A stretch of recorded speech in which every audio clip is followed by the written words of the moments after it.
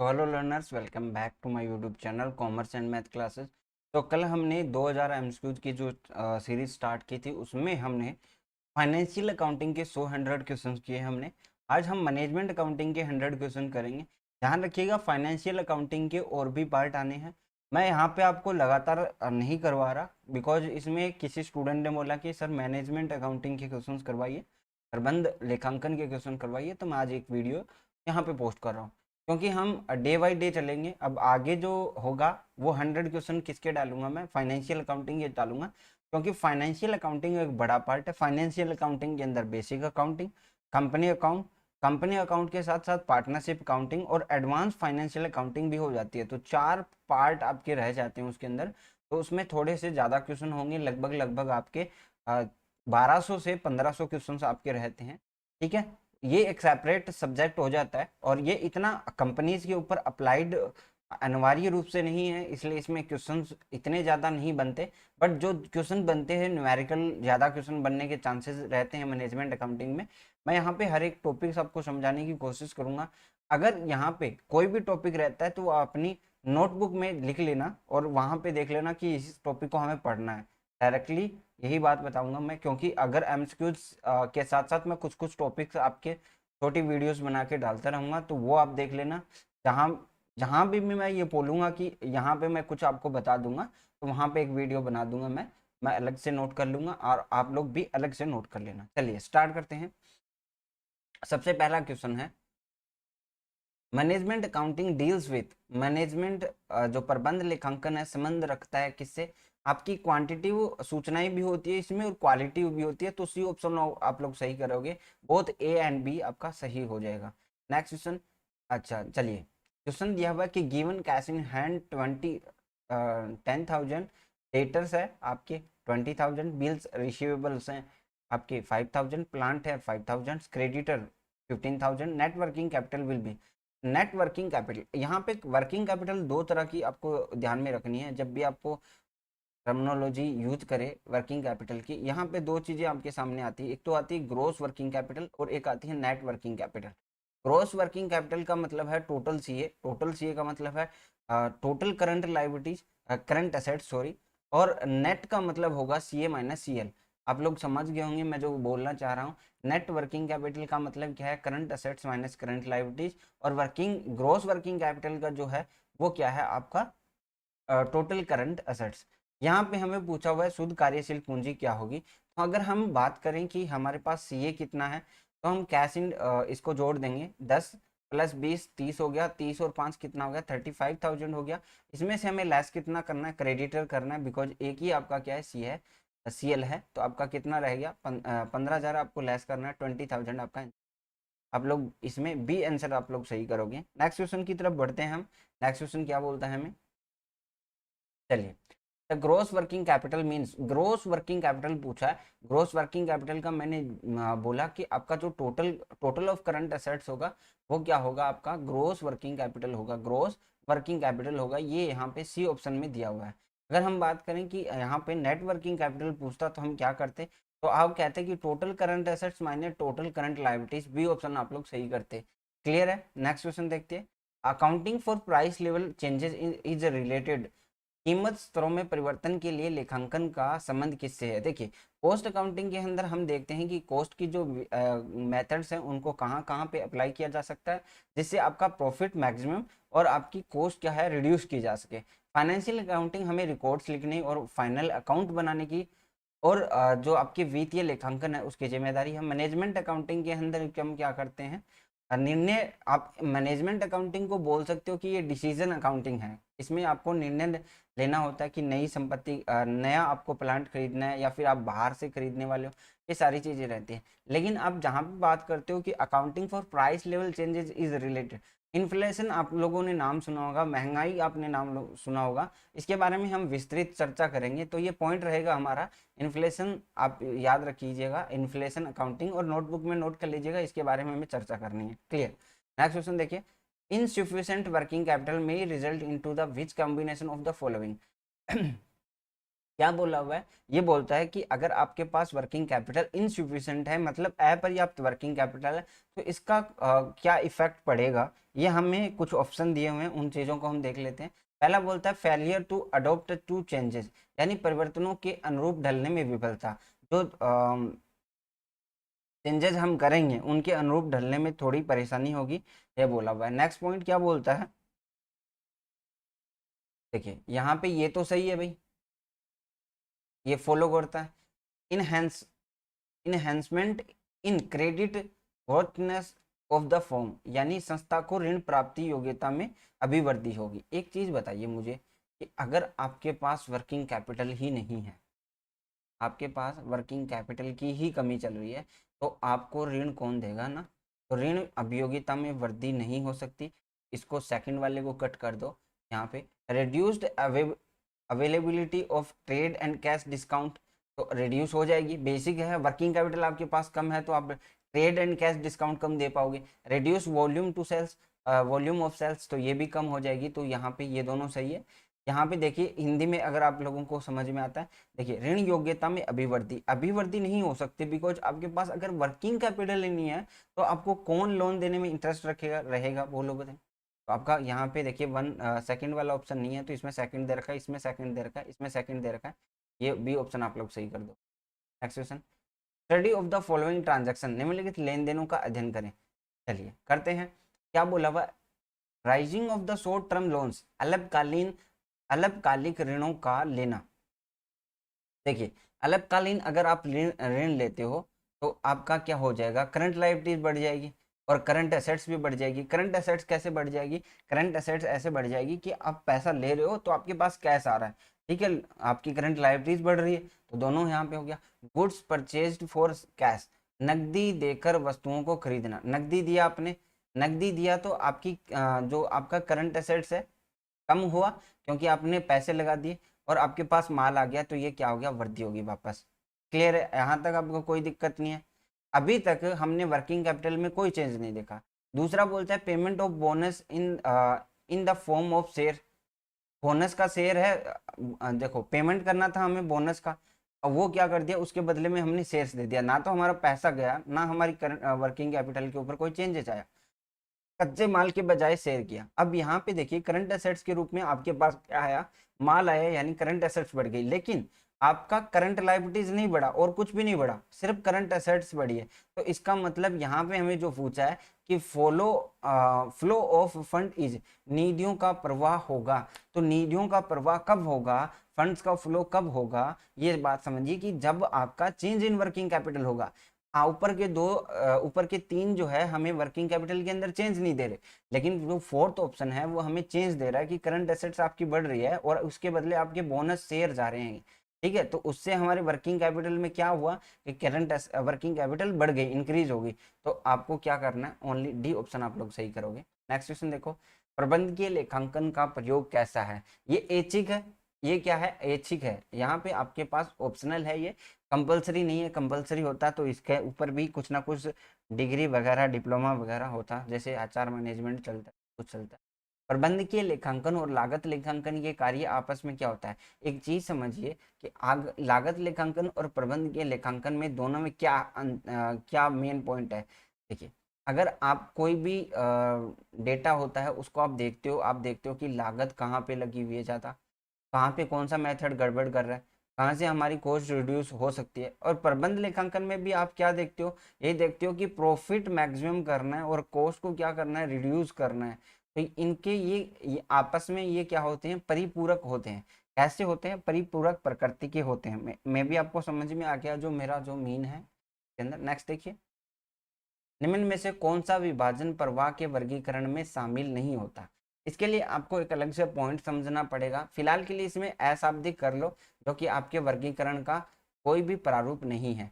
यहाँ पे आपको क्या पढ़ना पड़ेगा, यहाँ पे आपका क्लासिफिकेशन ऑफ फ्लो पढ़ना पड़ेगा, ठीक है। तो अशाब्दिक जो है इसमें कभी नहीं है आपके, इसके वर्गीकरण लंबवत क्षैतिज आरेखी विभाजन होता है इसमें, ठीक है।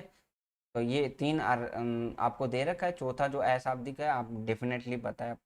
प्रबंध के लेखांकन का दूसरा नाम क्या है? तो निर्णय लेखांकन कर लो, बिना सोचे समझे टिक लगा लेना, डिसीजन आप यहीं से लेते। मैनेजमेंट में क्या है, सबसे ज्यादा डिसीजन नहीं लेना।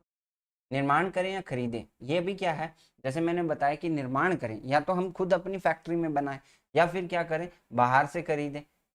तो आपको ये निर्णय लेने होता है। तो इसमें किसका ध्यान नहीं रखा जाएगा? इसमें हम उस चीज का ध्यान नहीं रखेंगे जिसकी कॉस्ट जो है अनचेंज रहती है। यानी हम कुछ भी कर लें, अगर हम मान लीजिए प्रोडक्शन को बढ़ाते हैं तब भी आपकी इसमें कोई चेंजेस नहीं आता, प्रोडक्शन को घटाते हैं तो इसमें कोई चेंजेस नहीं आता। तो इसलिए इस चीज को ध्यान में नहीं रखा जाता, इसको क्या कर दिया जाता है, इग्नोर कर दिया जाता है। नेक्स्ट क्वेश्चन क्या बोलता है, व्यवसाय का अर्थ क्या है? एक चीज आप लोगों को पता होनी चाहिए, जब आप लोग 11th 12th में जाते हो तो सबसे पहला क्वेश्चन यह होता है कि आपने क्या लिया है। आप बोलते हो कि हमने कॉमर्स लिया। मैंने कहा कि कॉमर्स लिया है, ठीक है, तो और हिंदी स्टूडेंट में वाणिज्य बोलते हैं, तो वाणिज्य क्या है, आपसे ये क्वेश्चन जरूर पूछा होगा। तो वाणिज्य जो होता है व्यापार प्लस व्यापार की सहायक क्रियाएं। व्यापार क्या है, लेन देन है, और व्यापार से संबंधित क्रियाएं जो भी आपका अदर काम होता है। जैसे व्यापार से संबंधित क्रियाएं क्या है, पैकेजिंग है, आपका ट्रांसपोर्टेशन है, बहुत सारी चीजें ऐसी है जो आपकी सहायक क्रियाओं में आती है, जिससे व्यवसाय सुचारू रूप से चल पाता है। लेकिन यहाँ पे व्यापार सुचारू रूप से चल जाता है। यहाँ पे हम व्यवसाय की बात करते हैं, तो व्यवसाय मिलकर बना है उद्योग और वाणिज्यों से। उद्योग वाणिज्यों से, बी ऑप्शन आप लोग इसमें सही करोगे। प्रबंध के लेखांकन निम्न में से किससे संबंधित है? ये क्या है, आंकड़ों को लिपिबद्ध करता है और प्रस्तुतिकरण करता है। लागत आंकड़ों को प्रबंध करता है, क्योंकि लागत लेखांकन और आपका जो प्रबंध के लेखांकन है वो क्या है, प्रतिपूरक है, ध्यान रखिएगा। तो इनमें से सभी ऑप्शन हो जाएंगे, सभी ये क्या करते हैं, कार्य करते हैं। नेक्स्ट, क्षैतिज विश्लेषण के रूप में जाना जाता है। अब यहाँ पे एक इंपॉर्टेंट रोल आता है कि आपको पढ़ना पड़ता है कि जो टेक्निक्स ऑफ फाइनेंशियल एनालिसिस आप पढ़ते हो तब ये चीजें आती है। यहाँ पे देखिए, आपका एक तो हॉरिजॉन्टल है जो हमें दिया हुआ है कि क्षैतिज है, ठीक है। क्षैतिज को हम क्या बोलते हैं, डायनामिक बोलते हैं। डायनामिक दिया हुआ है क्या यहाँ पे, ये हिंदी में दिया हुआ है, आपको नहीं पता चलेगा डायनामिक। स्थैतिक होता है, स्थैतिक होता है, एक्सटर्नल एक्सटर्नल होता है, इंटरनल होता है, ठीक है। तो ये एक पॉइंट रहेगा जो हमें डिस्कशन करना है, इसके बारे में ध्यान रखिएगा। टेक्निक ऑफ फाइनेंशियल एनालिसिस हमें पढ़ना है, ठीक है। तो हम पॉइंट कर लेते हैं। आपकी निम्नलिखित मदद दी गई है, ठीक है, तरलता के अनुक्रम में निम्नलिखित में से कौन सी व्यवस्था सही होगी? तो देनदार दिया हुआ है, प्राप्य प्राप्त विपत्र दिया हुआ है, विनियोग दिया हुआ है, अर्जित किंतु अपर्याप्त ब्याज दिया हुआ है। तो सबसे पहले तो हम विनियोग को कन्वर्ट कर सकते हैं, तो आपका विनियोग हो जाएगा, विनियोग पहले क्या होगा, विनियोग। उसके बाद हम देखते हैं प्राप्त विपत्र दिया हुआ है, और आपका क्या दिया हुआ, अर्जित किंतु अपर्याप्त ब्याज, और क्या दिया हुआ है, देनदार। तो देनदार तो लास्ट में आएगा, देनदार का तो दोनों से ही क्या है, कम तरल है ये, तो आपका देनदार नीचे आएगा। विनियोग के बाद क्या आएगा, विनियोग के बाद आता है आपका प्राप्य विपत्र, प्राप्य विपत्र, और बीच में क्या रह जाएगा फिर आपका अर्जित किंतु अप्राप्त ब्याज। तो इसको आपको तरलता के हिसाब से जमाना है। रेशियो एनालिसिस का ये क्वेश्चन है, और रेशियो एनालिसिस में आपको पता होना चाहिए कौन कितना तरलता में है। चलिए, निम्नलिखित कथनों को पढ़िए और नीचे दिए गए कूट के अनुसार अपना आंसर दीजिए। निवेश पर प्रत्याय की गणना अंतिम लेखा बनाने की प्रक्रिया एक अंक के रूप में। बताओ मुझे कि क्या आप फाइनल अकाउंट्स बनाते हो तब निवेश पर प्रत्याय की गणना करते हो? क्या नहीं करते तो ये स्टेटमेंट ही गलत है, ये कोई अंतिम खाते बनाने का प्रमुख अंग नहीं है। व्यापार लेखा बनाकर लाभ निश्चित करने के लिए स्टॉक का मूल्यांकन करना आवश्यक है। मुझे बताइए कि ट्रेडिंग अकाउंट आप जब बनाते हो तो स्टॉक का वैल्यूएशन होना चाहिए, अदरवाइज आप क्या नहीं निकाल पाओगे, ग्रोस प्रॉफिट नहीं निकाल पाओगे। तो ये आपका पॉइंट क्या है, सही है। नेक्स्ट क्वेश्चन, एक कंपनी के अंकेक्षण के कार्यकरण अंकेक्षण एक वैधानिक आवश्यकता है, तो ये आपका क्या है, सही नहीं है। नेक्स्ट बोलता है कि गार्नर बनाम मर्रे मामले का संबंध साझेदारी फर्म के किसी साझेदार के दिवालिया हो जाने पर हिसाब तय करना है। तो आपको सिर्फ यही देखना है कि दिवालिया हो जाने पर गार्नर बनाम मर्रे नियम लागू होता है। चलिए नेक्स्ट क्वेश्चन देखिए, आप इसमें कर सकते हो, पार्टनरशिप डीड में भी डिसाइड कर सकते हो कि आपका गार्नर बनाम मर्रे नियम लागू होगा कि नहीं होगा। प्रबंध के लेखांकन है, प्रबंध के लेखांकन कैसा है, सूचनाओं का प्रस्तुतिकरण। लेखांकन सूचनाओं का क्या है, प्रस्तुतिकरण करना है। Which one of the following statements is not correct? चलिए देख लेते हैं क्या बोला हुआ है कि net capital employed equal the fix assets, सत्य नहीं पूछा है और सबसे पहले क्या दे दिया, गलत ऑप्शन दे दिया। क्या दे दिया आपको, गलत ऑप्शन दे दिया। देखिए यहाँ पे क्या हुआ, यहाँ पे दिया हुआ है कि net capital employed equal to fix assets, जबकि नेट कैपिटल एम्प्लॉयड क्या होती है, टोटल एसेट्स माइनस आपकी करंट लायबिलिटीज होती है, और यहाँ पे सिर्फ फिक्स एसेट्स दिया हुआ है, तो ये आपका क्या हो जाएगा, गलत, सत्य नहीं है। तो ये पहला ही सत्य नहीं है और बाकी हमें देखने की जरूरत ही नहीं पड़ेगी। लेकिन आप अपने फायदे के लिए पढ़ सकते हो कि expenses ratio reflect the profit earning capacity of concern, व्ययों के अनुपात संस्था की क्या दर्शाते हैं, लाभ अर्जन क्षमता को दर्शाते हैं। Low sales in relation to the fix assets means under utilization of fix asset, अगर अचल परिसंपत्तियों की तुलना में बिक्री कम होने का अर्थ क्या है, कि हमने अचल परिसंपत्ति जो आपकी फिक्स एसेट्स है उनका कम उपयोग किया है, यानी आपने अंडर यूटिलाइजेशन कर लिया। The analysis for short-term solvency of the company attempts to focus attention on the cash generation power of the company। ठीक है, तो ये आपके तीनों सही है, जो हमारा गलत था हमने पकड़ लिया। संचालक से रोकड़ बराबर है, cash from operation is equal, अच्छा यहाँ पे ये लिखा हुआ है, एक चीज ध्यान रखिए, कैश फ्रॉम ऑपरेशंस याद आ रहा है, कुछ कुछ याद आ रहा है। कैश फ्लो स्टेटमेंट ऊपर लिखते थे हम कि जो आपका नेट प्रॉफिट फ्रॉम ऑपरेशंस, कुछ याद आ रहा है थोड़ा बहुत, है ना, तो वहीं वहीं पे आपको जाना है। उसके बाद नेट प्रॉफिट फ्रॉम ऑपरेशंस के बाद आप क्या करते थे, एडजस्टमेंट इन वर्किंग कैपिटल या फिर increases in current assets and decreases in current liabilities, याद आ रहा ना, वही चीज यहाँ पे पूछा हुआ है कि कैश फ्रॉम ऑपरेशन क्या होगा। हम नीचे एक्टिविटीज का योग करते थे, आपको कैश फ्लो स्टेटमेंट का प्रारूप देखना है, एक बार फिर से आपको फंड फ्लो स्टेटमेंट का भी प्रारूप देखना है। पॉइंट याद कर लीजिएगा, नोट कर लीजिए इसको। यहाँ पे हमें ध्यान देखना है कि profit from operation plus minus adjustment increase and decrease in current assets and liabilities, आपका क्या है, ये आपका हो गया। यहाँ पे एडजस्टमेंट ऑफ वर्किंग कैपिटल भी आप कर सकते हो प्रॉफिट फ्रॉम ऑपरेशन के साथ। सी ऑप्शन आप लोग सही करोगे इसके अंदर, ठीक है, क्लियर है ना। ये पॉइंट आपको दो बता दिए कि कैश फ्लो और फंड फ्लो का आप क्या देख लेना, चार्ट देख लेना। Total capital employed is equal to, कुल पूंजी बराबर है, कुल पूंजी बराबर है, कुल प्रयुक्त पूंजी बराबर है, किसके बराबर है भाई, ये आपकी fix assets plus net working capital के ऊपर होती है, याद आ रहा है ना, फिक्स एसेट्स प्लस क्या होगा, नेट वर्किंग कैपिटल। अच्छा नेट वर्किंग कैपिटल क्या है, सी ए माइनस सी एल है ना भाई, सी ए माइनस सी एल, याद रखना, इसको भी मत भूलना। चलिए क्या बोलता है, हॉरिजॉन्टल दे दिए, क्षैतिज पूछा हुआ है ना, क्षैतिज क्या है भाई, हॉरिजॉन्टल कैसा होता है, ट्रेंड एनालिसिस होता है, ट्रेंड एनालिसिस। अच्छा जो आपका हॉरिजॉन्टल है उसको हम क्या बोलते हैं, डायनामिक एनालिसिस, गतिशील विश्लेषण भी बोलते हैं, ठीक है। हॉरिजॉन्टल एनालिसिस क्या हो गया, ट्रेंड एनालिसिस होगा। यहाँ पे आपको पूछता यार, ऊपर हमने एक क्वेश्चन किया था, मेरे हिसाब से वो आपको याद नहीं होगा, चलो अब अलग से डिस्कशन। हाँ यहाँ पे क्षैतिज विश्लेषण आपको दिया रहता ना, तो यहाँ पे आपको क्या करना होता,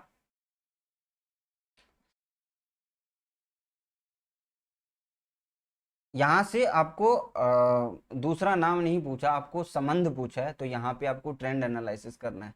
ये पॉइंट मैंने बताया था, फाइनेंशियल एनालिसिस हमें डिस्कशन करना है, तो ये अलग से नोट कर ले।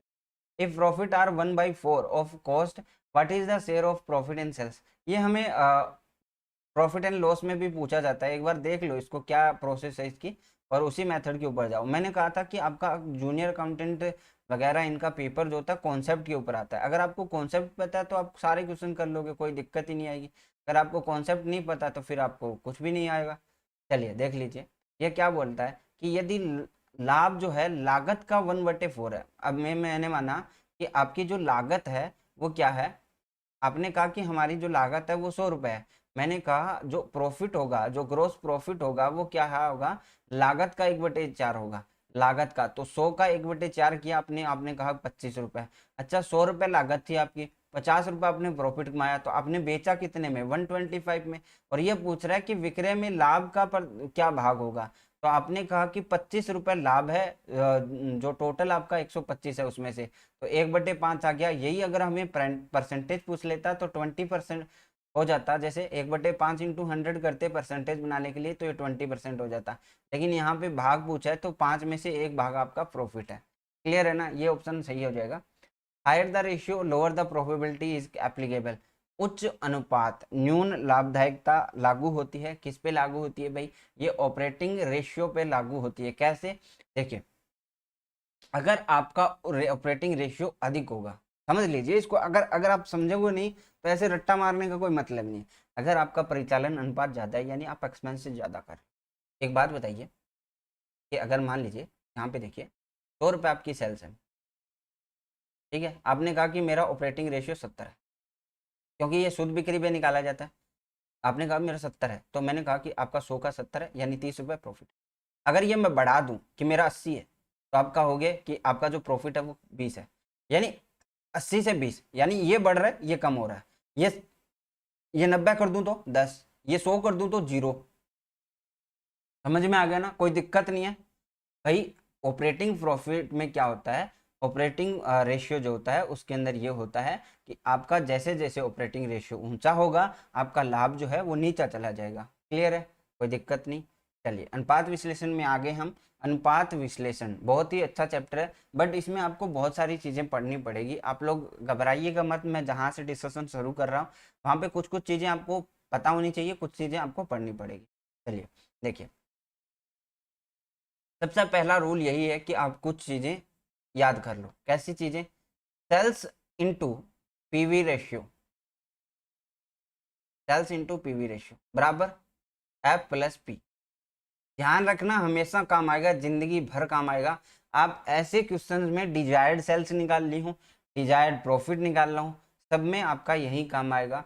अच्छा, इसका एक और चीज होता है, पहले हम क्या करते हैं, सेल्स सेल्स माइनस वी करते हैं, फिर क्या आ जाता है, कॉन्ट्रीब्यूशन आ जाता है। इसमें से फिक्स एसेट्स घटाओ तो ईबीआईटी आ जाता है। ईबीआईटी का मतलब क्या, earning before interest and tax. इसमें इंटरेस्ट घटा दो तो ईबीटी आ जाता है, यानी आपका अर्निंग बिफोर टैक्स। इसमें से टैक्स घटा दो, फिर समझ में आ गया। ये प्रोसेस आपकी छोटी सी थी, इसका कोई ज़्यादा मीन नहीं है, लेकिन आप लोगों को बताना जरूरी था। लेकिन ये सेल्स इंटू पीवी रेशियो बराबर एफ प्लस पी, याद रखना कि आपका सेल्स इंटू कॉन्ट्रीब्यूशन जो होता है, यहाँ से यहाँ आपका क्या होता है, बराबर होता है। ध्यान रखिएगा इस चीज़ का। चलिए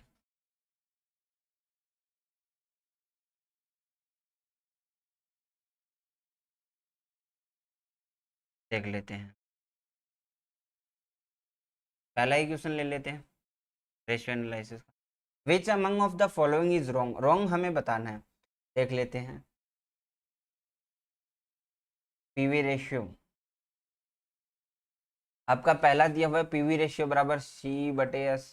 पीवी रेशियो ठीक है, अनुपात पहला तो सही है, दूसरा तीसरा, यहाँ पे देखो, यहाँ पे कुछ गड़बड़ है। पीवी रेशियो बराबर फिक्स एसेट्स बटे सेल्स दिया हुआ है। क्या दिया हुआ है? पीवी रेशियो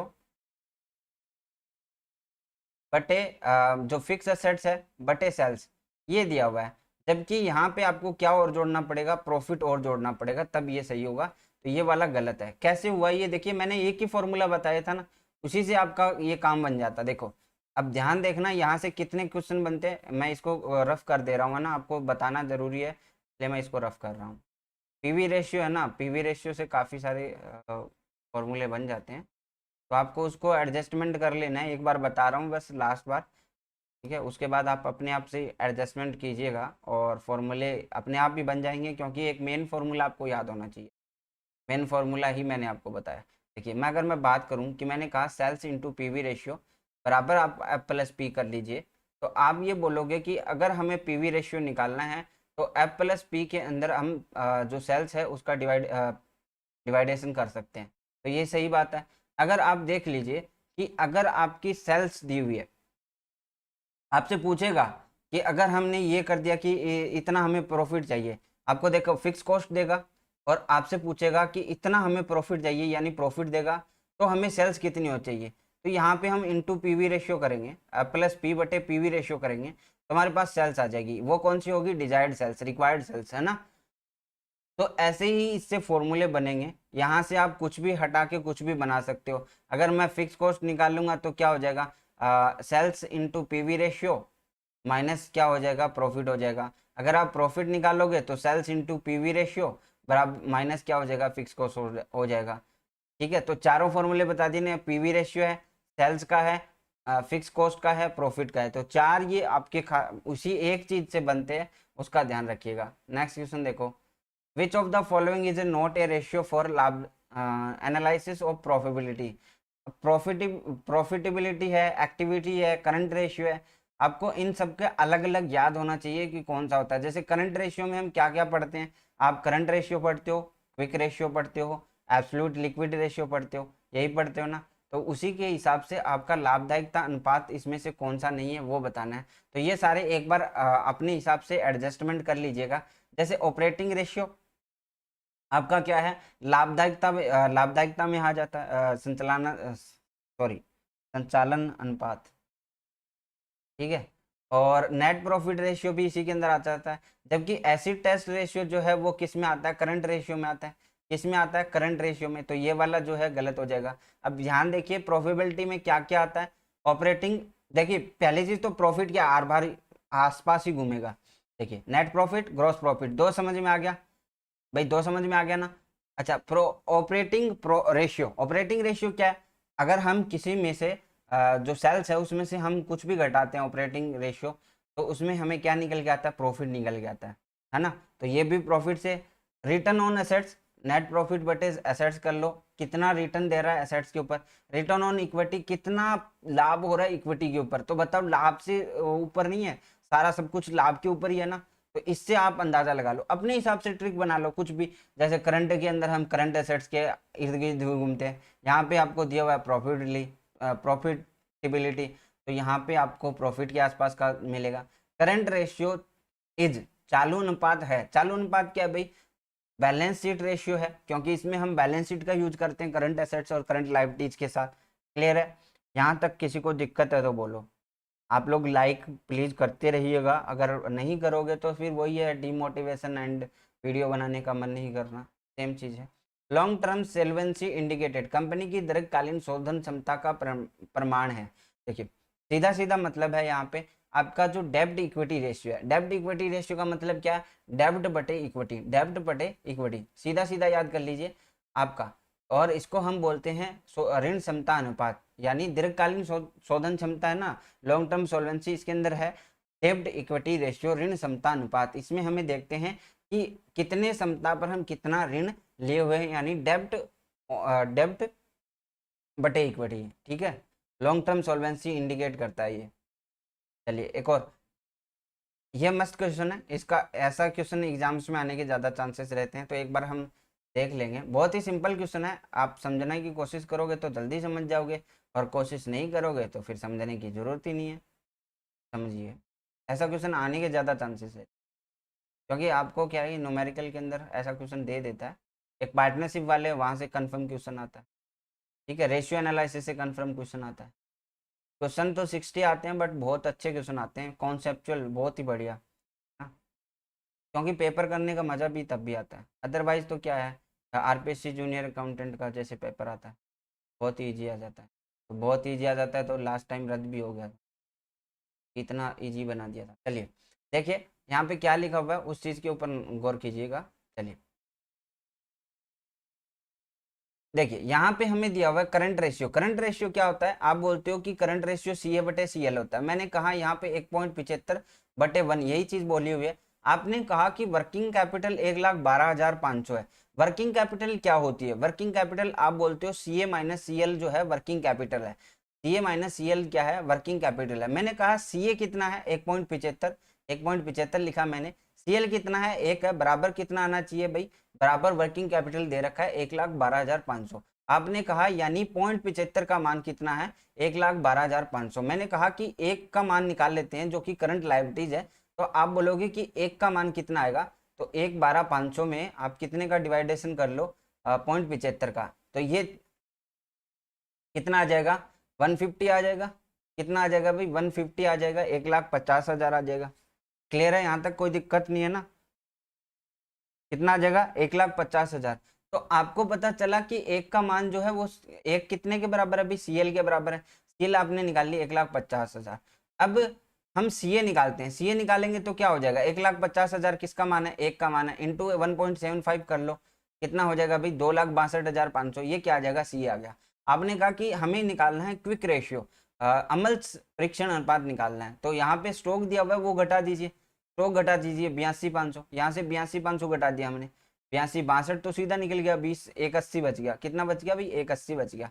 अब आप बोलोगे कि अमल परीक्षण अनुपात क्या होगा, तो अमल परीक्षण के लिए 180 बटे कितना हो जाएगा भाई 180 बटे 150, तो यहाँ से काटा तो 18/15 रह गया, 18/15 यानी 1.2 अनुपात क्या रह गया, एक आ गया।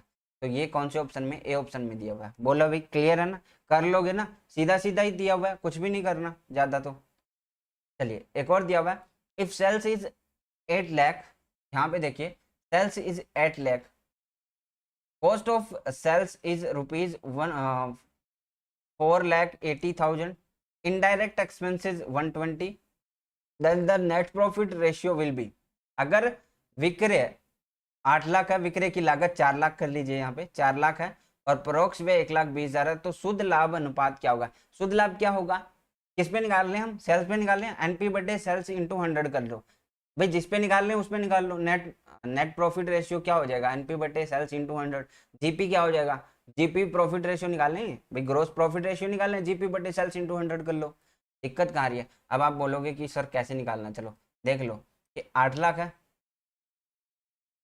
8 लाख में से कितना गया 4,80,000, क्योंकि ये क्या है 4,80,000 क्या है भाई, कॉस्ट ऑफ सेल्स है, क्या है कॉस्ट ऑफ सेल्स, 4,80,000 कितना बच गया 3,20,000। अगर मुझे यहाँ पे जीपी निकालना होता तो मैं इनडायरेक्ट एक्सपेंसिव बिल्कुल नहीं घटाता, बट आपको यहाँ पे एनपी निकालना है, तो यहाँ पे हमने 1,20,000 जो इनडायरेक्ट एक्सपेंसेस है वो भी घटा दिए, कितना बच गया 2 लाख बच गया, 2 लाख बच गया।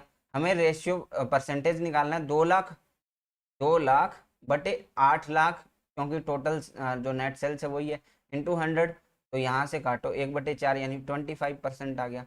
अगर मुझे जीपी निकालने को दिया होता तो आप क्या कहते हैं कि 3/20 में आप एक ये जो 8 लाख है उसका डिवाइडेशन कर लो, 1/4 आता और ये, ठीक है समझ में आ गया, कोई दिक्कत नहीं है ना, बोलो भाई। चलिए नेक्स्ट क्वेश्चन के ऊपर चलते हैं, आइडियल करंट रेशियो, आदर्श चाल चाल आदर्श चाल क्या लिखा चल है, आदर्श चल अनुपात, आदर्श चल अनुपात कितना है 2:1 है। अच्छा आपको पूछे कि लिक्विड जो आइडियल एसिड टेस्ट रेशियो कितना है, आप बोलोगे 1:1, एब्सोल्यूट लिक्विड रेशियो 0.5:1, क्लियर है, एक एक कम होता चला जाएगा। अच्छा करंट एसेट्स में से अगर हम जो स्टॉक घटा देते तो हम तरल संपत्तियां प्राप्त कर लेते हैं, है ना। चलिए तो यहाँ पे तो ये तो हो गया, आइडियल एसिड टेस्ट नीचे पूछा हुआ है 1:1 हो जाएगा। नेक्स्ट क्वेश्चन क्या है, the relationship between liquidity and risk is, तरलता और जोखिम के मध्य संबंध किसका है, डायरेक्ट संबंध होता है इसके अंदर, कैसा संबंध होता है, सीधा संबंध होता है, पीवी प्रॉफिट बटे पीवी रेशियो, याद आ रहा है कुछ भी नॉर्मल सा है, प्रॉफिट बटे पीवी रेशियो बहुत ही फेमस है, प्रॉफिट बटे पीवी रेशियो, ठीक है। तो ये क्या आ जाएगा, मार्जिन ऑफ सेफ्टी हो जाएगा, मार्जिन ऑफ सेफ्टी, बहुत ही अच्छा क्वेश्चन है, मार्जिन ऑफ, ठीक है। फॉर्मूले याद होना चाहिए बस, थोड़ा थोड़ा अगर आपको ट्रिकी वाइज थोड़ा बहुत याद कर लो ना तो याद हो जाता है, बहुत ही सिंपल होता है, अदरवाइज तो इतना कौन याद करे ना। ये रहा सुरक्षा का मापदंड, मार्जिन ऑफ सेफ्टी हो जाएगा। इसका देखो फॉर्मूला क्या है, लाभ बटे पीवी रेशियो कर लो, करंट एसेट्स माइनस बीपी बटे current sales minus break even sales कर लो, कुछ भी कर लो याद हो ही जाता है इसमें। चेंज इन प्रॉफिट बटे चेंज इन सेल्स इंटू 100, बहुत बार टाइम आपका यूज किया हुआ फॉर्मूला, पीवी रेशियो का सबसे बेस्ट फॉर्मूला है, जो याद करने में बहुत आसान होता है, change in profit change in sales into 100 PV ratio, बहुत सारे क्वेश्चन दिए रहते हैं इसके। Gross profit ratio is calculated, gross profit ratio मैंने बताया था उस टाइम, आपको पता होना चाहिए, जब हमने एनपी निकाला तो क्या था, एनपी बटे नेट सेल्स इंटू 100, तो जीपी बटे नेट सेल्स इंटू 100 कर लो भाई, मैंने तभी बता दिया था ये फॉर्मूला आप लोगों को। तो यहाँ पे जीपी बटे नेट सेल्स दिख रहा है, इंटू 100 करना, बी ऑप्शन में दिख रहा है तो बी ऑप्शन हो जाएगा। Next question, the current ratio of a firm is 2.5:1 and the working capital is 90,000, then the amount of current liability will be, यदि एक फर्म का चालू अनुपात 2.5 अनुपात 1 है तथा कार्यशील पूंजी 90,000 है, तो चालू दायित्व की राशि क्या होगी। मैं पानी पी लेता हूँ, तब तक सोल्व कीजिए। मैं आपको सीधा सीधा डिफरेंस दिखा सकता हूँ। चालू अनुपात क्या होता है, सी ए बटे सी एल होता है, सी ए बटे सी एल होता है। सी ए कितनी है 2.5, सी एल कितना है 1।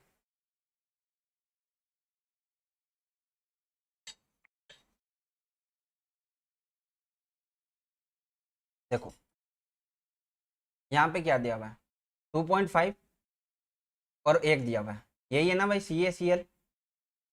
अच्छा सी ए माइनस सी एल क्या होता है, आप बोलो वर्किंग कैपिटल। सी ए कितना 2.5 माइनस 1 करो, 1.5 आएगा। 1.5 वर्किंग कैपिटल की एक्चुअल अमाउंट कितनी दे रखी है हमें, 90,000, यानी 1.5 बराबर 90,000, तो 1 बराबर कितना 60,000। 60,000 हमें क्या पूछा है, सीएल पूछा ना, तो सीएल 1 के बराबर है, तो 60,000 हो जाता। अगर हमें पूछा होता कि आपकी चालू संपत्ति कितनी होगी, तो 2.5 इंटू 60 यानी 1.5 लाख हो जाती, 1,50,000। क्लियर है। चलो नेक्स्ट क्वेश्चन देखो। अच्छा, from the following data calculate PV ratio, change in profit बटे चेंज इन सेल्स, याद किया है। चलो चेंज इन प्रॉफिट कितना है भाई 5,000, चेंज इन सेल्स कितनी है 25,000।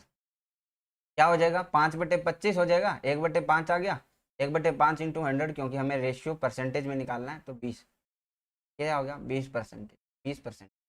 क्लियर है। नेक्स्ट देखो, गिवन है, गिवन दिया हुआ है। अच्छा बहुत बढ़िया क्वेश्चन है, देखिए बहुत ही बढ़िया क्वेश्चन है।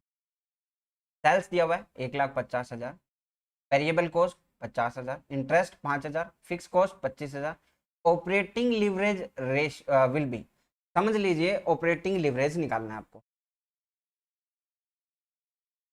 यहाँ पे मैं कुछ चीजें समझाना चाहूंगा। ऑपरेटिंग लिवरेज क्या होता है, पहली चीज ऑपरेटिंग लिवरेज ओपी, इसका फॉर्मूला क्या है, इसका फॉर्मूला है कंट्रीब्यूशन बटे ईबीआईटी, यानी in earning before interest and tax.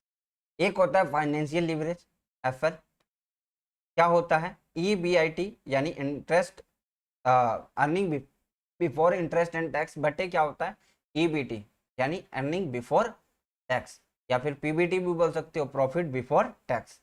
आ गया।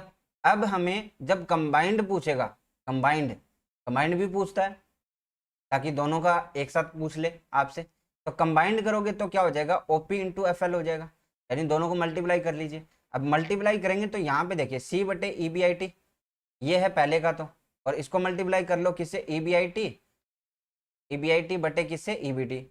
अब ध्यान से देखिए ई बी आई टी ऊपर है, ई बी आई टी नीचे, कट जाएगा, तो क्या रह जाएगा कंबाइंड का सीधा सीधा ई बी टी। क्लियर है। ये फॉर्मूले मैंने तीनों बता दिए, एक साथ कॉपी कर लो, कुछ भी कर लो, आपकी मर्जी है, और पूछेगा एग्जाम में तब कोई नहीं बता पाएगा, ये ध्यान रखना। अब यहाँ पे मैं सीधा सीधा क्वेश्चन करूंगा, तो मैं तीनों फॉर्मूले एक साथ बता दिया, आगे भी कोई भी क्वेश्चन आता है तो मैं डायरेक्ट क्लिक करूंगा, है ना, फिर आप लोगों को बताने की जरूरत। चलो यहाँ पे देखो क्या निकालना है, कॉन्ट्रीब्यूशन। कॉन्ट्रीब्यूशन क्या है, कॉन्ट्रीब्यूशन सेल्स माइनस वेरिएबल है, सेल्स माइनस वेरिएबल कॉस्ट है, तो यहाँ पे सेल्स में से वेरिएबल कॉस्ट घटाओ, कितना बच गया 50,000, ये क्या आ गया आपका कॉन्ट्रीब्यूशन। अब आप क्या निकालना है E B I T, E B I T. अच्छा कॉन्ट्रीब्यूशन कितना आया 50,000। अच्छा इसमें से हम क्या घटा दें, फिक्स कॉस्ट घटा देना, फिक्स कॉस्ट 25,000, हमारे पास कितना रह गया 25,000। अब हमें और कुछ तो घटाने नहीं है, इंटरेस्ट तो हमें घटाना ही नहीं है, तो यही आ जाएगा 25,000 E B I T, earning before interest and tax. तो यहाँ पे कितना आ गया 2 आ गया। लिवरेज जो ऑपरेटिंग लिवरेज है वो कितना आ गया 2 आ गया, ऑपरेटिंग लिवरेज कितना आ गया 2 आ गया। चलिए नेक्स्ट क्वेश्चन की तरफ बढ़े। क्लियर है ना भाई, किसी को दिक्कत तो नहीं है। एफ एल भी बता दिया, और जो आपका ऑपरेटिंग लिवरेज है वो भी बता दिया। चलो आगे देखो क्या होता है। तो ये तो यहाँ पे देखो इतना बड़ा दे रखा है, इतना बड़ा करने की जरूरत नहीं है आप लोगों को। ये रहा 2 ऑप्शन, मैंने सीधा सीधा बताया ना, वैसे ही याद कर लो, कोई दिक्कत नहीं। देखो मैंने बता रखा एस माइनस वी क्या होगा, सी होगा, सी में से एफ घटाओगे तो ई बी आई टी आएगा, ई बी आई टी में से आप क्या घटा दो, आई घटा दो तो ई बी टी आएगा, है ना, ये बता रखा है ना, मैंने बताया ना स्टार्टिंग में। तो ये लिवरेज के लिए नहीं होता क्या, बोलो भाई। चलो आगे देखो नेक्स्ट क्वेश्चन क्या बोला हुआ है। यहाँ पे पूछा है कि कंट्रीब्यूशन कंबाइंड पूछा हुआ है, कंबाइंड कंबाइंड पूछा हुआ है, कंबाइंड संयुक्त उत्तोलन होगा, संयुक्त उत्तोलन, यानी यहाँ पे कंट्रीब्यूशन पहले से दे रखा है। अच्छा मैं पहला निकालूं, अब मैं एक साथ दोनों क्वेश्चन कर लूँगा। अगर मैं पहला निकालूं ऑपरेटिंग लिवरेज, तो आप बोलोगे कि कंट्रीब्यूशन यानी 1,00,000 बटे आप लोग क्या बोलोगे, EBIT यानी earning before interest and tax. तो यहाँ पे से 1 लाख में से 50,000 आपने फिक्स कॉस्ट घटा दी, ये 50,000 बच गया। इंटरेस्ट नहीं घटाना, इनकम टैक्स नहीं घटाना, 50,000 बच गया, तो 50,000 का डिवाइडेशन कितना आ गया भाई, 2 आ गया। यहाँ तक क्लियर है। अब दूसरा हम निकालें तो आप बोलोगे कि EBIT कितना है आपका, EBIT 50,000। आप बोलोगे कि EBT का डिवाइडेशन कर दो, EBT का डिवाइडेशन करेंगे तो कितना आएगा, 50,000 में से 20,000 गया, 30,000 आ गया ना, कितना आ जाएगा भाई, 0.6 आ जाएगा, कितना, 0.6। क्लियर है। चलिए अब देखते हैं हमारा क्वेश्चन कैसे बनेगा। मैंने आपको फाइनेंशियल लिवरेज, कंबाइंड लिवरेज का क्या फॉर्मूला बताया था, मैंने बताया था कंट्रीब्यूशन, कंट्रीब्यूशन बटे EBT, यही तो बताया था भाई। जो आपका कंबाइंड हमने निकाला तो यही तो बचा था हमारे पास। EBIT से EBIT कट गया था, 1 लाख बच गया। अब 1 लाख में से देखिए 50,000 ये गया फिक्स कॉस्ट और 20,000 ये चला जाएगा, कितना बच गया भाई,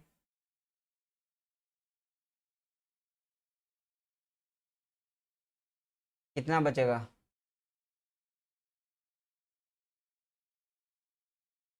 30,000 चला जाएगा, 50 तो सीधा गया, कितना बच गया, 50, 50 में से 20 और चला गया, इंटरेस्ट एंड इनकम टैक्स दोनों। अच्छा EBT निकालना है हमें, टैक्स तो घटाने नहीं है, 40,000 आ जाएगा, कितना आ जाएगा भाई, 40,000 आ जाएगा। 40,000 से 1 लाख से काटो तो 2.5 आ जाएगा, 2.5। उसमें हमने किया तो कैसे आएगा, EBT निकालना था, इसमें तो C बटे EBT करोगे तो 1 लाख, 1 लाख तो कॉन्ट्रीब्यूशन है, और EBIT कितना होगा, 50,000, तो आपका 2 आएगा। अगर EBT करेंगे तो यहाँ पे कितना हो जाएगा भाई, EBIT बटे 50 बटे कितना, 40, तो कितना आएगा 1.25। इसको मल्टीप्लाई करेंगे 2 से तो इतना ही आएगा, 2.50 आएगा। क्लियर है। अब यहाँ पे दोबारा से मैं समझा दूँ आप लोगों को फॉर्मूला, दोनों ही टाइप के जो क्वेश्चन हैं वो मैं करवा देता हूँ एक साथ ही। क्योंकि देखो पुस्तक में क्या होता है कि आपका गलत दिया रहता है, हो सकता है, लेकिन आप अपने हिसाब से चलो ना, आप पुस्तक के हिसाब थोड़ी चलोगे ना, बुक्स के हिसाब से। कहा ना कि गुरु बिना ज्ञान नहीं है, पुस्तक तो बहुत छपती है ना, उसको छापने वाला ही कोई रहा होगा। चलो यहाँ पे देख लो, आपने कहा कि ऑपरेटिंग लिवरेज क्या होगा, ऑपरेटिंग लिवरेज क्या होगा भाई साहब, ऑपरेटिंग लिवरेज होता है कंट्रीब्यूशन बटे EBIT।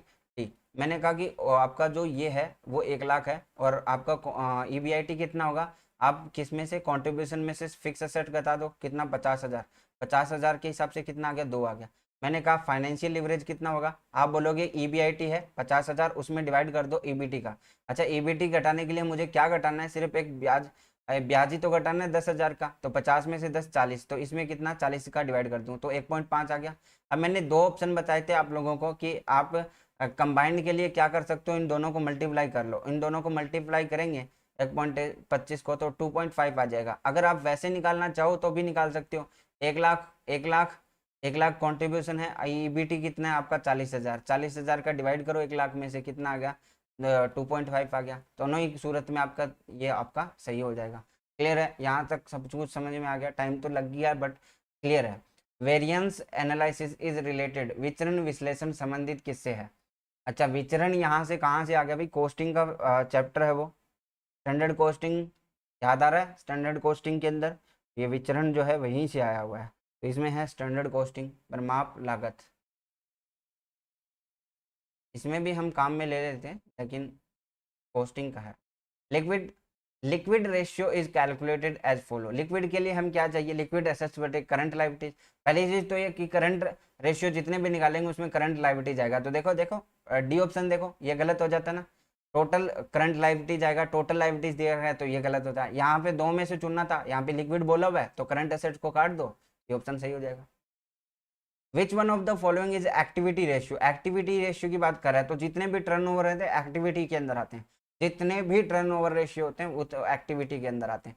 तो यहाँ पे टर्नओवर आपको एक ही दिख रहा होगा, कौन सा, सी वाला, ठीक है। यहाँ पे देख सकते हो आप टर्नओवर के जितने भी रेशियो है, जैसे प्रॉफिट वाला किस में घूमता है, प्रॉफिट के आसपास, current ratio current liabilities current assets के पास, ये वाला टर्नओवर के आसपास घूमता है, account receivable turnover, working capital turnover, assets turnover, fix asset turnover, inventory turnover, तो इससे पूछ सकता है कि कौन सा किसके लिए है, तो वो थोड़ा सा आपको मैनेज कर ले, इसी तरह आपको मैनेज करना है। चलिए नेक्स्ट क्वेश्चन की तरफ बढ़ते हैं हम। क्या दिया हुआ है, गिवन है डिवेंचर दिया 5 लाख, इक्विटी शेयर दिया 25 लाख, 1 लाख कैश है, डेटर है आपका 2 लाख, लेकिन पूछा पता नहीं क्या है, तक दिया नहीं है। चलिए ऊपर देख ले, debit equity ratio will B दिया गया है। देखिए ऋण क्षमता दिया हुआ है, क्षमतांश पूंजी दिया, अच्छा ऋण क्षमता अनुमान निकालना है, यहाँ पे डेबिट इक्विटी निकालना है। डेबिट इक्विटी क्या है, डेबिट बटे इक्विटी, बस यही तो है आपका। डेबिट कितना है 5 लाख, और ये कितना है 25 लाख, 1/5 आ गया, 1/5 को डिवाइड करोगे 0.2 अनुपात एक, बस यही तो दिया हुआ है, तो कुछ तो था। चलो अच्छा अच्छा, 1 मिनट,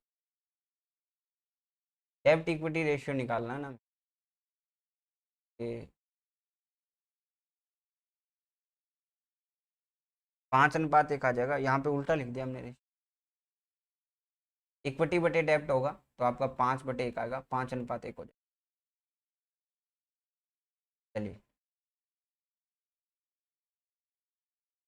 गड़बड़ कब हुई, चलिए नेक्स्ट देखिए, डेब्ट बटे इक्विटी याद रखिए। सेल्स दिया हुआ है 60,000, वेरिएबल कॉस्ट दिया 25,000, फिक्स कॉस्ट दिया 30,000।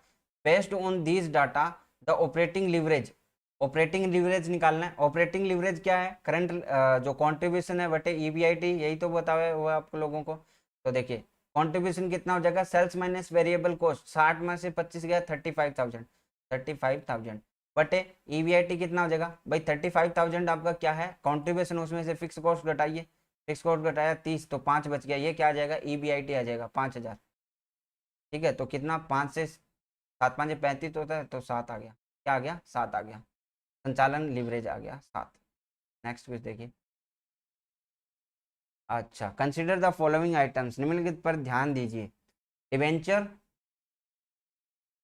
क्या देना है, चालू दायित्व शामिल होंगे, चालू दायित्व में क्या क्या शामिल होगा, ऋण पत्र नहीं होता, पूर्वगत किराया नहीं हो, किराया भी नहीं होता, तय ब्याज शामिल है, बैंक अधिवर शामिल है, तो 3 और 4, 3 और 4 है क्या, इसमें नहीं है, इसमें नहीं, इसमें है, ये ऑप्शन सही हो जाएगा। नेक्स्ट क्वेश्चन देखिए, the ratio which measure the relative contribution of financing by owners and financing provided by outsider are called, वह अनुपात स्वामियों तथा बाहरी पक्षकारों द्वारा वित्त पोषण का माप करता है, कौन सा है वो रेशियो, वो होता है लिवरेज रेशियो। क्या होता है, लिवरेज रेशियो, क्या होता है भाई, लिवरेज रेशियो। नेक्स्ट क्वेश्चन देखो, स्वामियों और बाहरी व्यक्तियों की पूछा है, तो लिवरेज आप करोगे इसमें।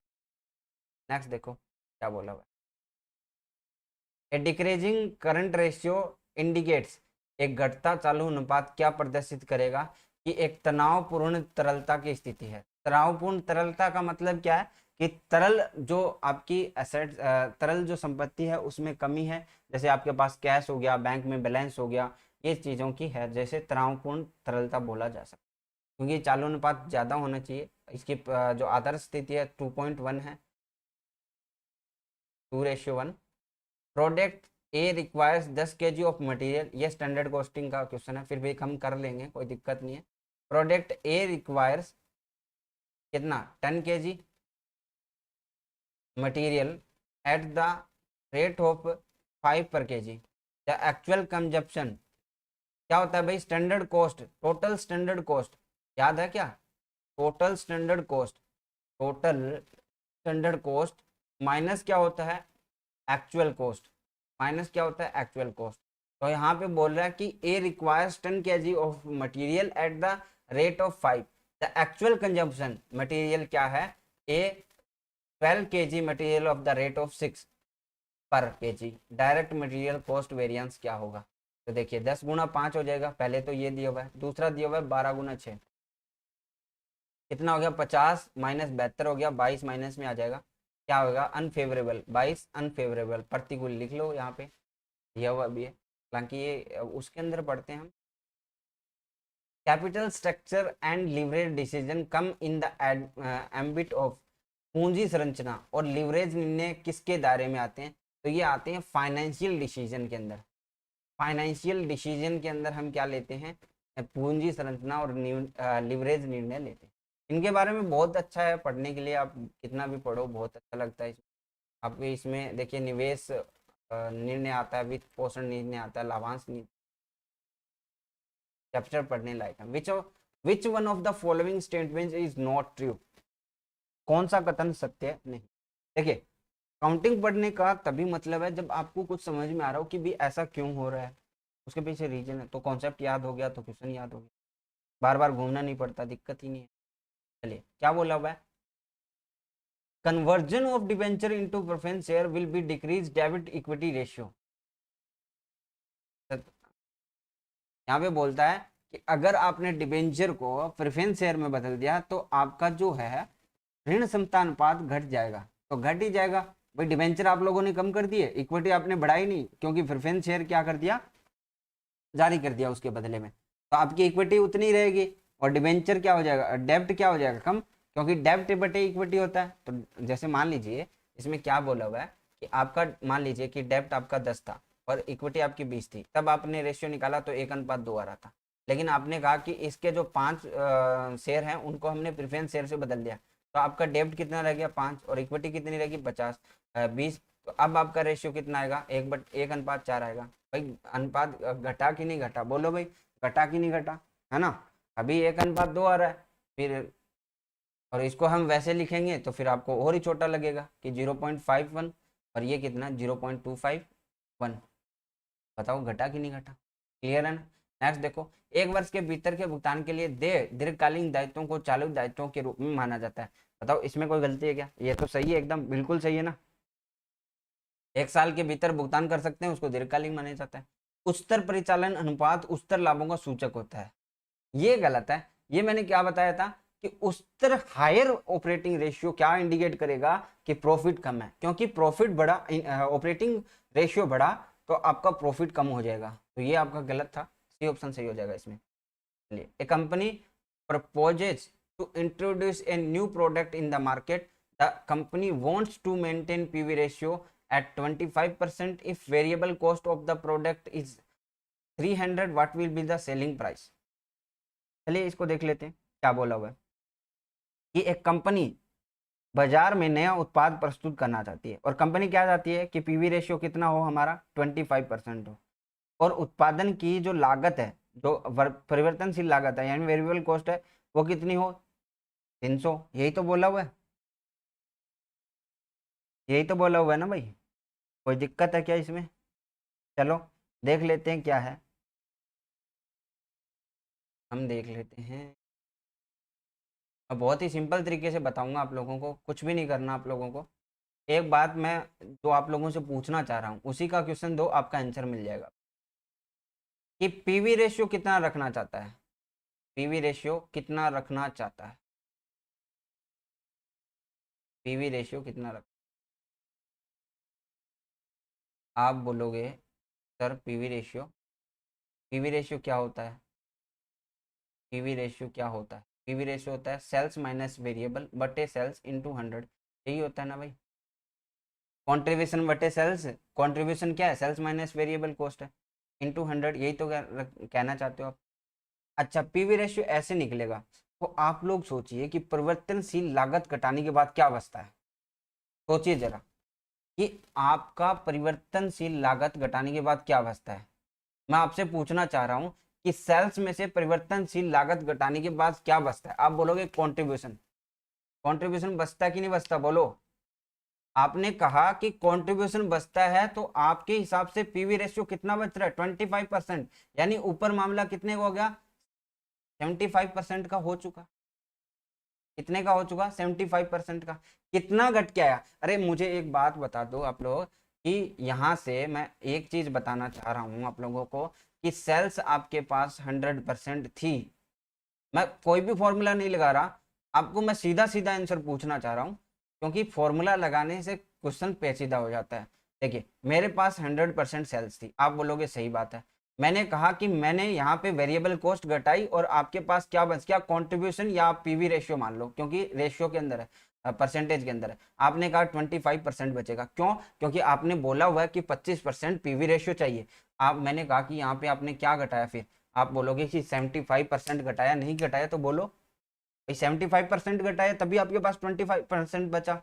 मैंने कहा इस 75% की लागत आपको 300 लग रही है, इस 75% की लागत 300 है, तो विक्रय मूल्य हमारा 100% था। आपने कहा 300 है 75 के बराबर और हमें निकालना है 100, तो यहाँ 25 चौके 100, 25 दिए 75, 3 से काटा तो 100, 100 इंटू 4, 400। आप बोलोगे कि आपकी जो सेल्स है वो कितनी है, 400 रुपये। बोलो भाई ये आंसर आएगा कि नहीं आएगा? मुझे सीधा सीधा आंसर पता है, और आप लोगों को मैं जो समझाने चाह रहा हूँ वही चीज आप लोग समझिए, आपको कुछ भी नहीं करना। मुझे सीधा सीधा समझ में आ गया कि जो आपका पीवी रेशियो है वो 25% है। और पीवी रेशियो है क्या चीज? पीवी रेशियो है सेल्स माइनस वेरिएबल कॉस्ट। मैंने कहा कि सेल्स मेरी 100% है और मेरे पास पीवी रेशियो 25% बच रहा है, यानी कहीं ना कहीं वेरिएबल कॉस्ट मैंने 75% घटा दी। बोलिए, आप बोलोगे बेशक घटा दी। मैंने कहा 75% इज इक्वल टू 300। आपने कहा भाई तो 100% क्या होगा, 400 होगा, क्योंकि 400 का 75% निकाल के देख लो 300 आएगा। ये आ गया 3/4, और 4 से काटा तो 100, 100 इंटू 300। क्लियर है ना, समझ में आ गया? कोई क्वेश्चन में डाउट है? चलो, combined leverage can be use to measure the relationship between. Combined जो हम यूज करते हैं वो किसके बिटवीन करते हैं, तो ये मैंने फॉर्मूला भी बताया हुआ है आप लोगों को। मेरे हिसाब से इसमें आपको कोई दिक्कत नहीं होगी।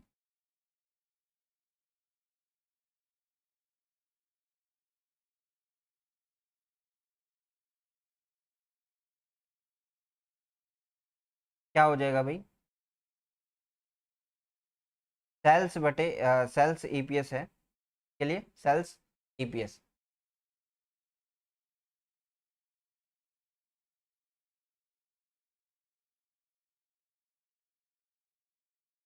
चलिए आगे चलते हैं, आगे का क्वेश्चन देखते हैं।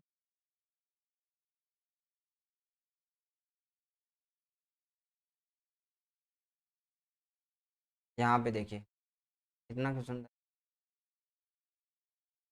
ये देखिए, sales of a firm 40 lakhs, variable cost 10 lakhs, fix cost 15 lakh, interest 5 lakh, combined leverage of the firm will B.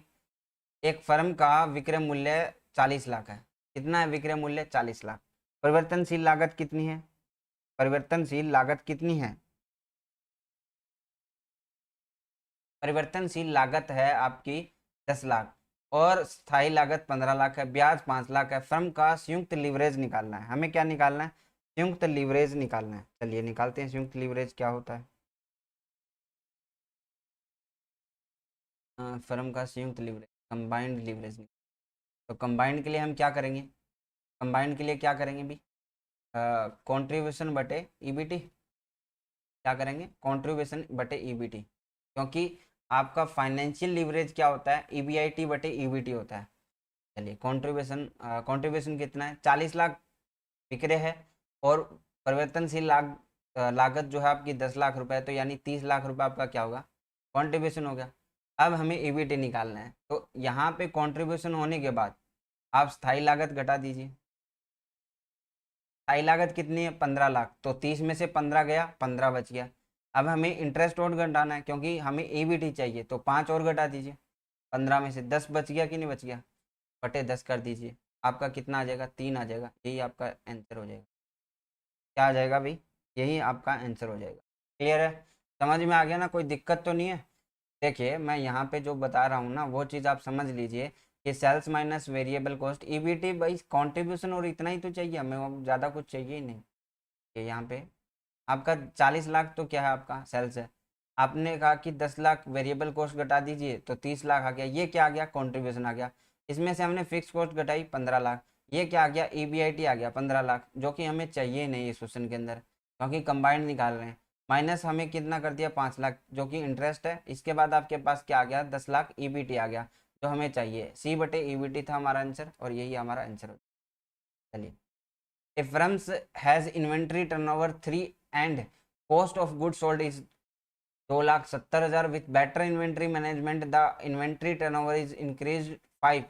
This would result in एक फर्म का जो सकंद आवर्त अनुपात है 3 टाइम्स है और विक्रय की हुई माल की लागत कितनी है 2,70,000। बेहतर सकंद अनुप्रबंध के फलस्वरूप सकंद आवर्त बढ़कर 5 हो जाता है। इसका परिणाम स्वरूप क्या है, इन्वेंट्री में कमी हो जाएगी। सीधा सीधा मतलब बताता हूं मैं। पहले आप लोग क्या करते थे, 2,70,000 आपका क्या है, माल की लागत है। आप क्या करते थे 3 टाइम्स, है ना, 3 टाइम्स। 3 टाइम्स का मतलब क्या है, आपके पास कितना स्टॉक रहता है 2,70,000, 90,000। ठीक है, अभी आपने कर दिया 5 टाइम्स। क्या कर दिया 5 टाइम्स बटे 5, तो कितना हो गया भाई 54,000। 54,000 कितना आ गया, 54,000 आ गया आपके पास। तो बताइए 90 में से अभी कितना आ रहा है 54,000, कितने की कमी होगी 36,000 की। Decrease in inventory by 36,000। ठीक है, पहले 90 आ रहा था, अब 36। नेक्स्ट क्वेश्चन देखिए, विच ऑफ द फॉलोइंग। देखिए यहाँ पे अब इस बुक्स में आप पीडीएफ में जाते ना तो आपको ये सब करना पड़ता है। डायरेक्टली समझो ना क्या दिक्कत क्या आ रही है। Which of the following is an implicit cost of increasing proportion of debt of a company? एक कंपनी के ऋणों में अनुपातिक वृद्धि करने के अंतर्निहित लागत निम्नलिखित में से कौन सी होगी। तो सीधा सीधा इक्विटी शेयर होल्ड जो आपका डिमांड हायर रिटर्न करेंगे। जैसे क्या बोला हुआ है, क्वेश्चन को समझिए। क्वेश्चन अगर आप समझ गए तो आंसर आपको आ जाएगा। आपने बोला कि विच of the following is an implicit cost of increasing proportion of A debit of A company, कि एक जो कंपनी के ऋण है उसमें अनुपातिक वृद्धि करने की अंतर्निहित लागत इनमें से कौन सी होगी। कि अगर आप लोग डेब्ट में वृद्धि कर देते हो, डेब्ट में क्या कर देते हो, वृद्धि कर देते हो, तो आपकी अंतर्निहित लागत क्या होगी, इंक्रीजिंग। तो आप क्या करोगे कि जो समतांश अधिकारी है, जो समतांशधारी है, वो क्या करेंगे, डिमांड करेंगे हायर रिटर्न की। क्यों, क्योंकि आप डेब्टर्स की जो अनुपातिक वृद्धि की हो उसके बदले इक्विटी शेयर होल्डर भी चाहेंगे कि हमें कुछ ना ज्यादा मिले, है ना। तो ये आपको क्या लागत पड़ेगी कि equity share holder would demand higher returns, क्या चाहेंगे, हायर रिटर्न्स चाहेंगे आपसे। चलिए, which of one of the following is not correct, आपको पूछा है कि कौन सा जो है इनकरेक्ट है, करेक्ट नहीं है। मार्जिन ऑफ सेफ्टी क्या होता है, प्रॉफिट बटे पीवी रेशियो, तो ये तो सही है, सुरक्षा उपांत का लाभ। ठीक है, पीवी रेशियो बराबर change in contribution change in sales into 100, ये तो हमने कर भी लिया, सही है। Break even points in unit, अच्छा यूनिट में अगर आपको ब्रेक इवन पॉइंट निकालना है तो आप क्या कीजिए, फिक्स कॉस्ट होती है उसमें कंट्रीब्यूशन पर यूनिट का डिवाइड कीजिए, क्योंकि यूनिट में निकालना है, रुपयों में निकालना है तो कंट्रीब्यूशन रुपयों में डाल दीजिए। तो ये आपका ब्रेक इवन भी आपका सही लग रहा है, सही है, लग रहा क्या नीचे हुआ है। अच्छा, required sales to earn desired profits, तो आपको दिया हुआ है डिजायर्ड प्रॉफिट बटे पीवी रेशियो। अगर आपको निकालनी है रिक्वायर्ड सेल्स और डिजायर्ड सेल्स डिजायर्ड प्रॉफिट, तो यहाँ पे एक गलती आप लोगों ने की है, वो यहाँ पे क्या कर दीजिए, आप प्रॉफिट के साथ फिक्स एसेट्स जोड़ दीजिए, बस यही आपने गलती कर ली, फिक्स कॉस्ट, है ना। अब यहाँ पे ध्यान रखिए, आपको रिक्वायर्ड सेल्स निकालनी है ना डिजायर्ड प्रॉफिट के लिए, तो आप डिजायर्ड प्रॉफिट में फिक्स कॉस्ट को ऐड कीजिए और पीवी रेशियो का डिवाइड कर दीजिए, आपका सही हो जाएगा, लेकिन अभी गलत दिया हुआ था। नेक्स्ट क्वेश्चन देखो, operating leverage and financial leverage of a firm are 3 and 2, 3 and 2 हो गया तो कंबाइंड कितना हो जाएगा, 3 into 6 हो गया। और यदि 6% बिक्री बढ़ती है तो कर पूर्व आय में वृद्धि कितनी हो जाएगी, 6 into 6 कर लो, 36% हो जाएगी। सी ऑप्शन आप लोग सही करोगे, इसके अंदर क्या करोगे, सी ऑप्शन सही करोगे। याद करना पड़ेगा कुछ ना कुछ तो, देखिए इतना जल्दी वैसे तो नहीं सीखोगे फिर। एक्स लिमिटेड का तरलता अनुपात 2:1 है, यदि इसकी रहतियां 40,000 है, चालू दायित्व 1,00,000 हो, तो चालू अनुपात कितना होगा भाई। तरलता क्या होती है, आप अगर करंट एसेट्स में से अगर स्टॉक घटा देते हो तो आपको करंट जो लिक्विड एसेट्स है वो मिल जाती है। यहाँ पे दिया हुआ है कि लिक्विड जो है 2 है और करंट जो है 1 है, यानी इसमें घटाएंगे 1 बचेगा, वो क्या आएगा, स्टॉक आएगा। और स्टॉक हमें कितना दे रखा है 40,000, यानी 1 का मान कितना है 40,000। और हमें पूछा है चालू अनुपात क्या होगा, चालू अनुपात क्या होगा। तो यहाँ पे देख लीजिए चालू अनुपात क्या होगा वो पूछा।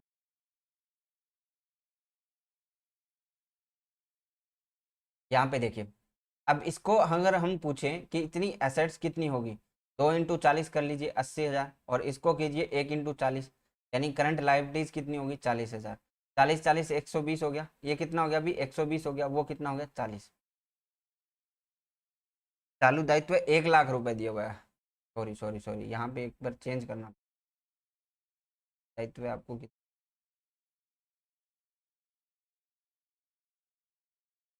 थोड़ा सा गलती हो गई, ज़्यादा नहीं हुआ, चलो देखो, यहाँ पे आपको 2:1 दिया हुआ है, तो CL कितना है भाई 1 लाख, यानी एक का मान कितना हो गया 1 लाख हो गया, 1 लाख हो गया।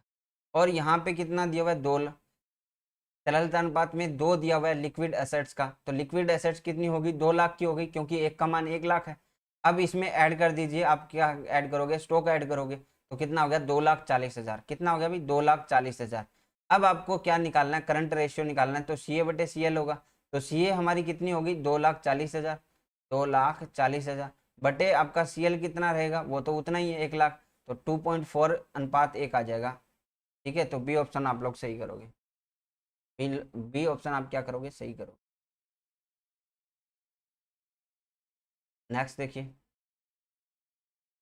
Comparison of the financial statement of the current year with performance of previous year of the same firm is known as, किसी फर्म के चालू वर्ष के वित्तीय विवरण पत्रों का उसी फर्म के पिछले वर्षों के निष्पादन से तुलना करने को क्या कहा जाता है, उसको कहा जाता है ट्रेंड एनालिसिस बोल सकते हो आप, या हॉरिजेंटल एनालिसिस बोल सकते हो, और इंट्रा फर्म कंपैरिजन बोल सकते हो, ये सभी आप बोल सकते हो कि आपने अगर चालू वर्ष के वित्तीय विवरणों को सेम लास्ट ईयर के निष्पादनों से तुलना। नेक्स्ट क्वेश्चन देखिए, विनियोग पर प्रत्यय की गणना कैसे करोगे, विनियोग पे प्रत्यय की गणना करनी है तो आपको नेट प्रॉफिट रेशियो है उसको इंटू करना है कैपिटल टर्नओवर रेशियो से, इससे कैपिटल टर्नओवर रेशियो से, net profit into ratio into क्या हो जाएगा, कैपिटल टर्नओवर रेशियो हो जाएगा।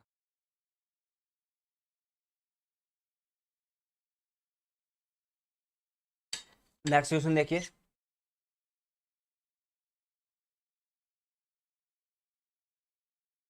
चलिए, margin of safety calculated by using, सबसे बार अधिक बार पूछा गया हुआ है इस क्वेश्चंस के अंदर, प्रॉफिट बटे पीवी रेशियो, याद कर लीजिएगा, ये क्वेश्चन है ना साथ साथ याद हो जाएंगे आप लोगों को, 2-3 बार रिपीटेशन कर लो बस याद हो जाएंगे।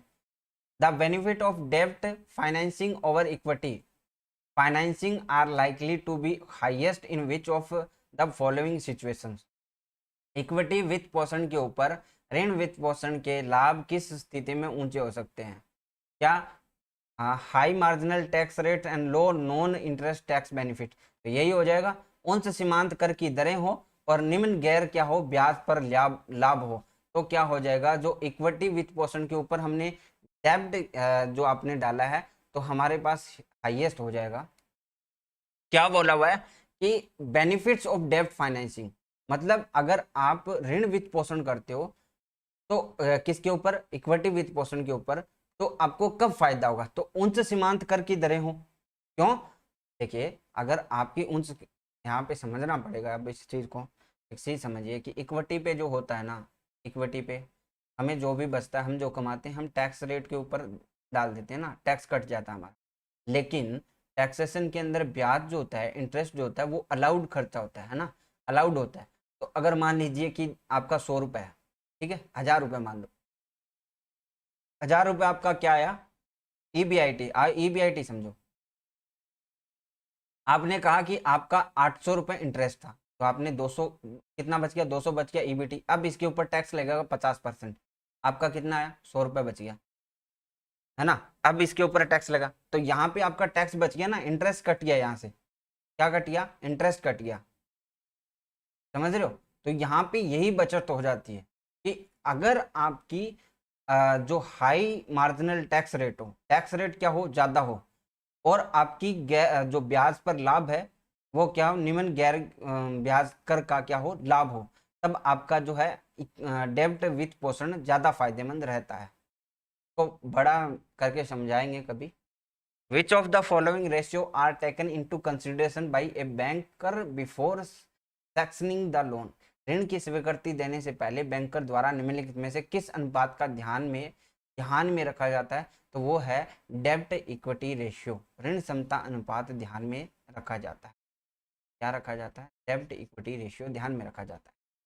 चलिए, the appropriate ratio for indicating liquidity crisis, अगर आपको तरलता संकट सूचित करना है तो समुचित अनुपात है, कौन सा अनुपात होगा? एसिड टेस्ट रेशियो, अम्ल परीक्षण अनुपात, एसिड टेस्ट रेशियो, ये ऑप्शन सही हो जाएगा। देखिए यहाँ पे कुछ कुछ टॉपिक्स है ना बड़े आते हैं, उनको समझाने पे ही समझ में आता है, अदरवाइज नहीं समझ में आता। जब जैसे ये इंटरेस्ट वाला टॉपिक है ना, ये बाद में आप लोगों को समझाऊंगा कि कैसे आप उसमें बचा सकते हो। विच of the following come under efficiency ratio, निम्न में से कौन सा क्षमता अनुपात के अंतर्गत आता है?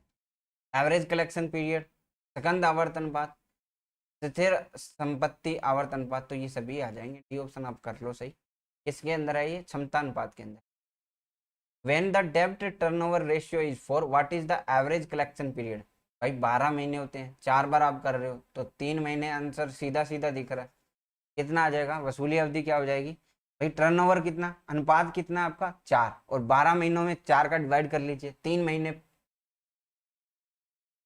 नेक्स्ट क्वेश्चन बोलता है the current ratio is 2:1 and working capital is 60,000, what value of the current assets?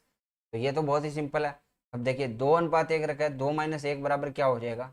VC हो जाएगा, वर्किंग कैपिटल, क्योंकि ये CA है और ये CL है, यानी 1 बराबर क्या है आपका? वर्किंग कैपिटल, और इसका वैल्यू में मान कितना है? 60,000। अब आपको क्या निकालना है? Current assets. करंट एसेट्स का मान कितना है? 2।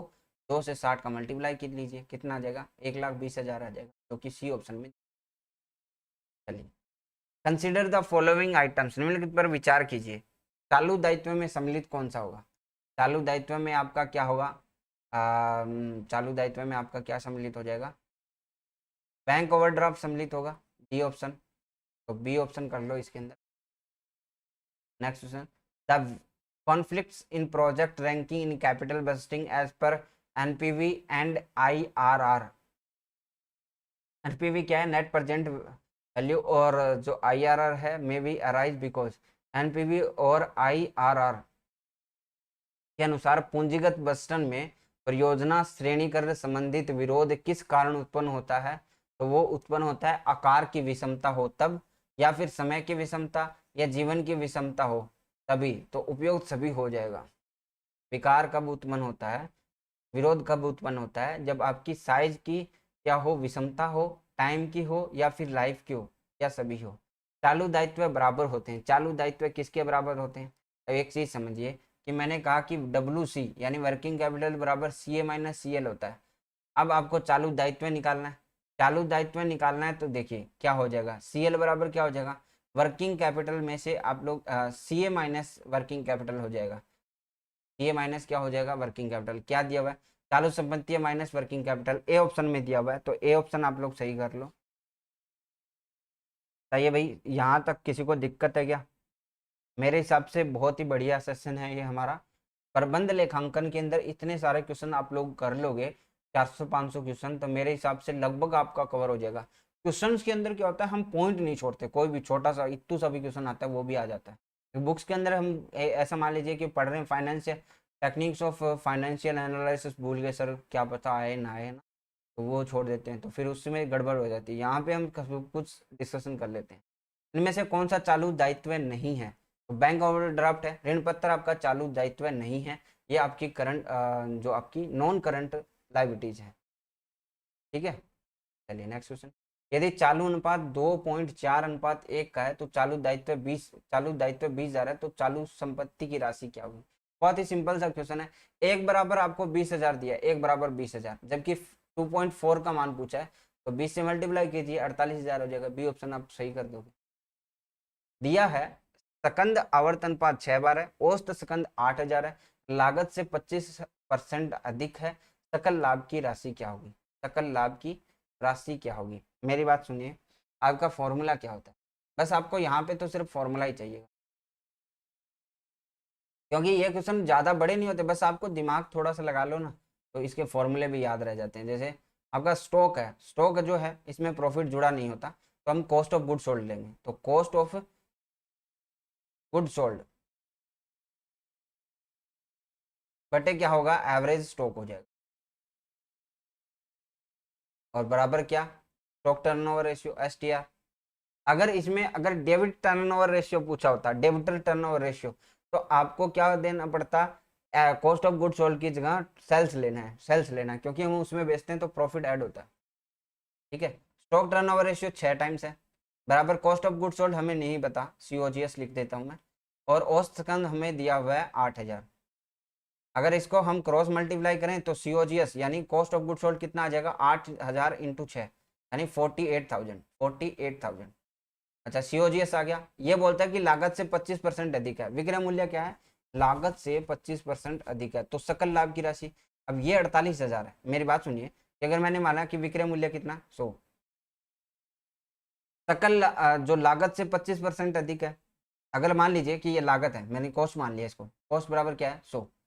अच्छा, प्रॉफिट क्या होगा, विक्रय मूल्य क्या होगा, सेल्स क्या होगी, सेल्स, सेल्स बराबर क्या होगा, इसके ऊपर 25% अधिक यानी 25, 125 होगी, सेल्स क्या होगी भाई 125।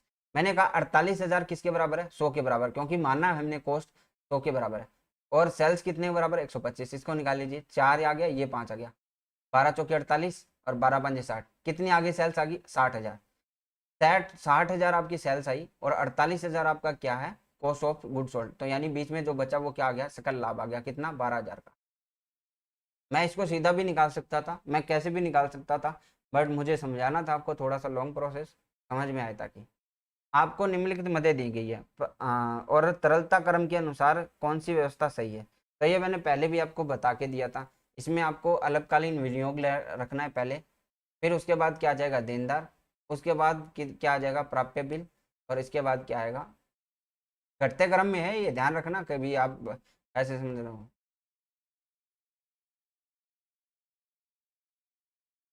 और ये क्या आ जाएगा, और तो एक ही बच्चा,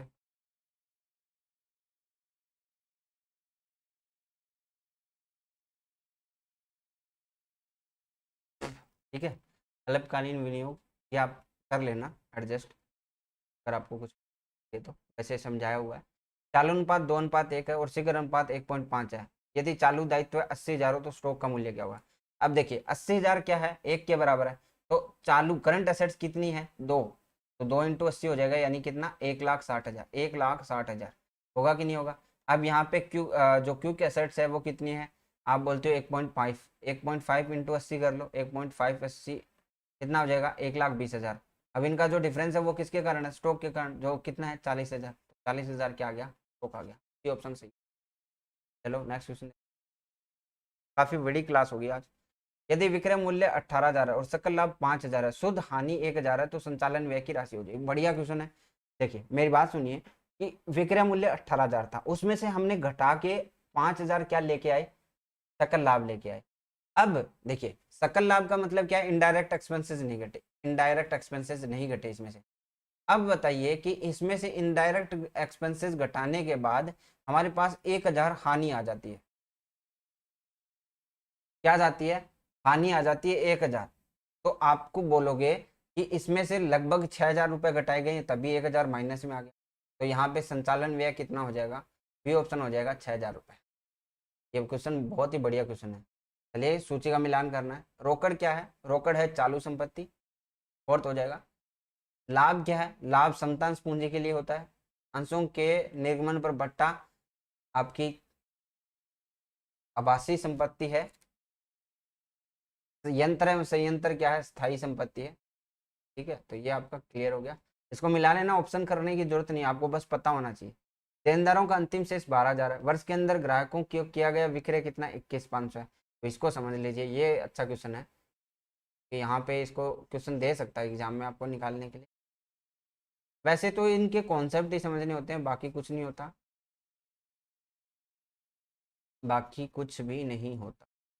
अब देखो हम उल्टा चल रहे हैं, जैसे हमारा क्या होता है, अब मैं सीधा सीधा प्रोसेस बता देता हूँ कि आपका ओपनिंग डेबिटर होता है, ठीक है, ओपनिंग डेबिटर है मान लो, उसके अंदर हम क्या करते हैं कि किसी को उधार विक्रय किया है, किसी को ग्राहक को विक्रय किया है, सेल्स किए उधार, तो वो जुड़ जाती है।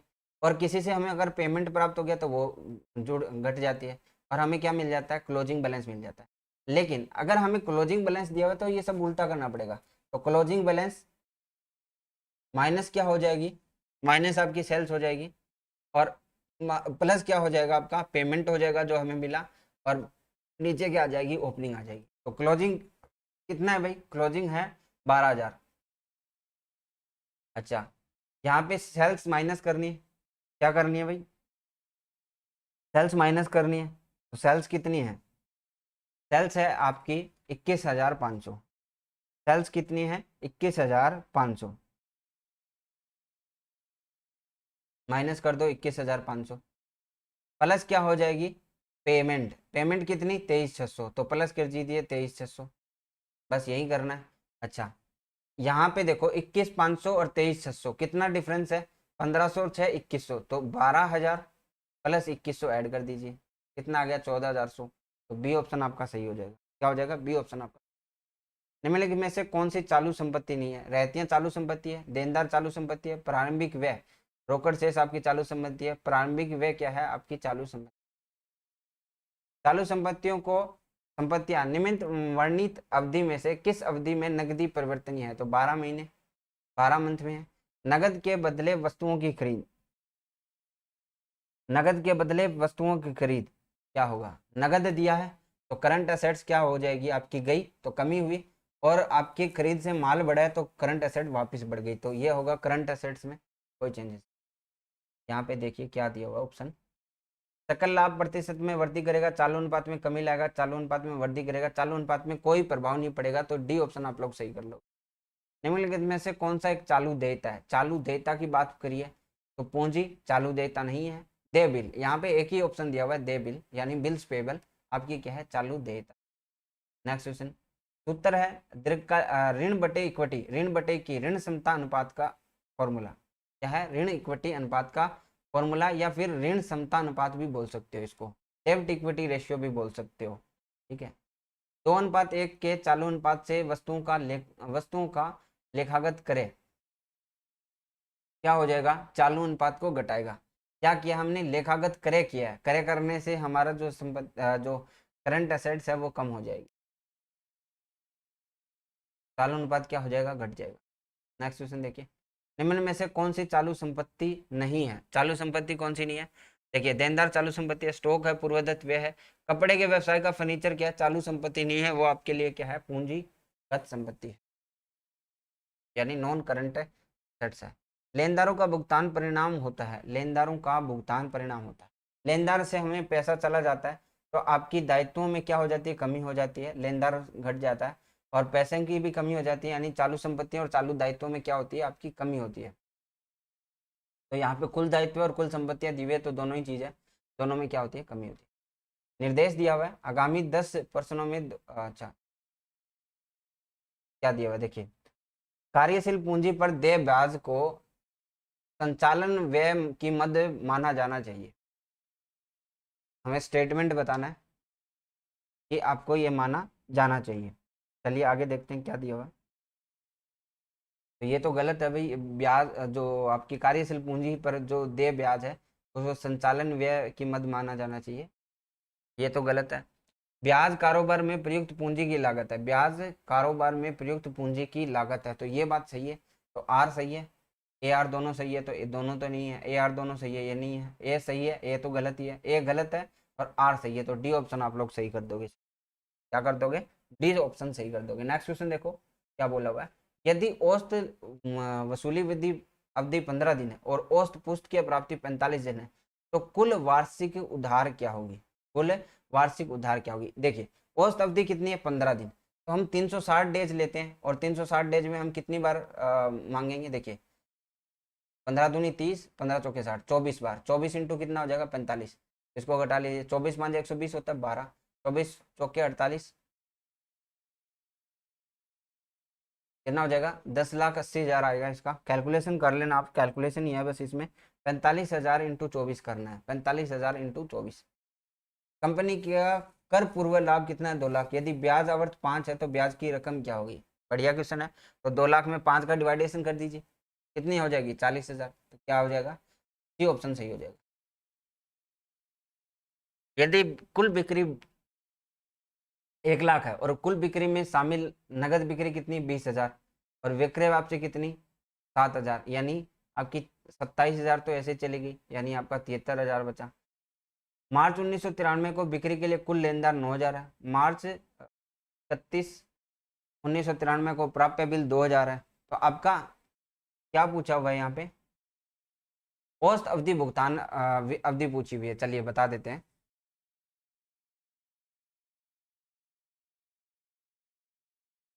उधार सेल्स चाहिए हमें, तो उधार सेल्स 1 लाख आपकी टोटल है, उसमें से 20,000 क्या है, नगद है, और उसमें से 7,000 वापिस आ गया, कितना रह गया, 73,000 रह गया।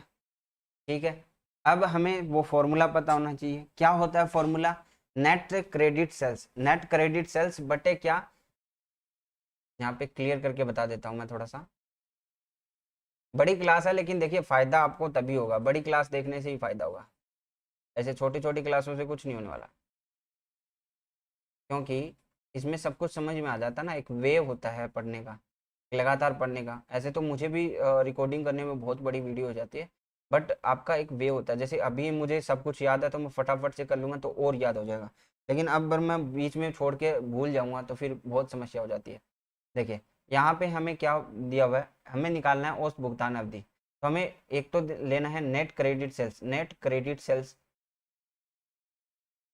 सेल्स बटे क्या हो जाएगा आपका, एवरेज रिसीवेबल, एवरेज रिसीवेबल, ये निकाल लेते हैं हम। ये किसका फॉर्मूला है, ये है आपके डेटर्स का फॉर्मूला, डेटर टर्नओवर्स का फॉर्मूला। तो नेट क्रेडिट सेल्स कितनी आई, 1 लाख में से हमने कितना घटा दिया, 20,000 तो ये घटा दिया, 7,000 ये घटा दिया, बचा कितना, 73,000। कितना बच गया, 73,000, 73,000 बटे आपका क्या है, कुल देनदार 9,000 है, और आपका जो प्राप्य बिल है वो 2,000 है, यानी 11,000 ही है, 11,000। तो ये आ गया। अब हमें इसकी अवधि बनानी है, एवरेज कलेक्शन पीरियड। तो एवरेज कलेक्शन पीरियड कितना होता है, हमें कितने डेज में निकालना है, तो 360 डेज ले लेंगे हम, 365 बटे क्या हो जाएगा, ये जो आपका एवरेज कलेक्शन पीरियड है वो हम ले लेंगे, जो आपका डेटर टर्नओवर रेशियो है वो ले लेंगे। तो कितना आ जाएगा, देखिए 73,000 इंटू क्या हो जाएगा, 11,000। ये हमेशा ध्यान रखना भाग में लगता है, इसलिए ऊपर चला जाएगा, नीचे वाली संख्या कहाँ, ऊपर। तो ये 3 जीरो से 3 जीरो कट गया, 73 से हम इसको काटेंगे तो ये 5 से कटेगा, और 5 इंटू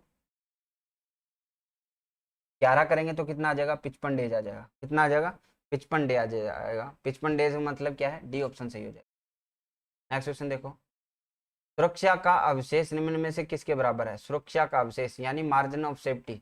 मैंने बताया था क्या होता है आपका, प्रॉफिट बटे पीवी रेशियो होता है। क्या होता है, प्रॉफिट बटे पीवी रेशियो। लेकिन हम विक्रय आय में से अगर समछेद बिंदु पर जो विक्रय आय है उसको घटा दें तब भी हमारा आंसर आ जाएगा, विक्रय आय माइनस सम विच्छेद बिंदु पर विक्रय की आय, ये ऑप्शन हो जाएगा।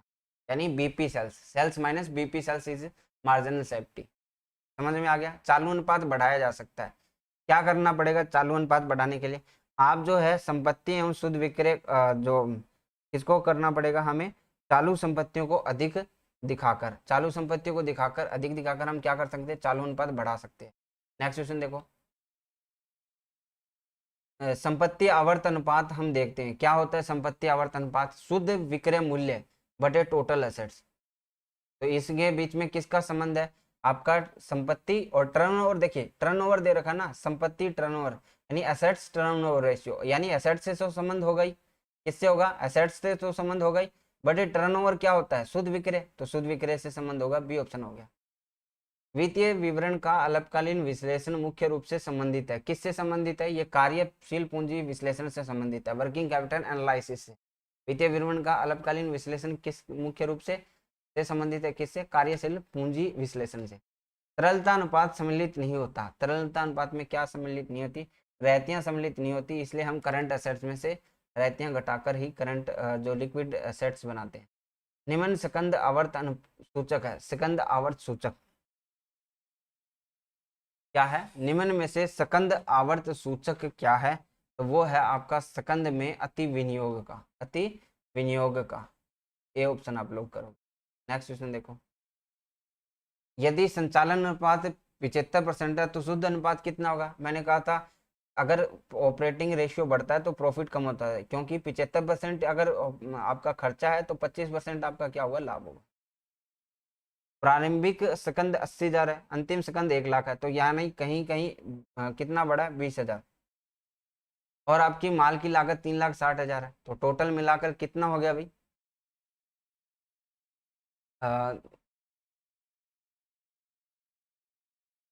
3,60,000 है हमारे पास बचे गए माल की लागत। तो सेकंद आवर्त क्या होगा, सेकंद आवर्त का मतलब क्या है भाई, स्टॉक टर्नओवर रेशियो का,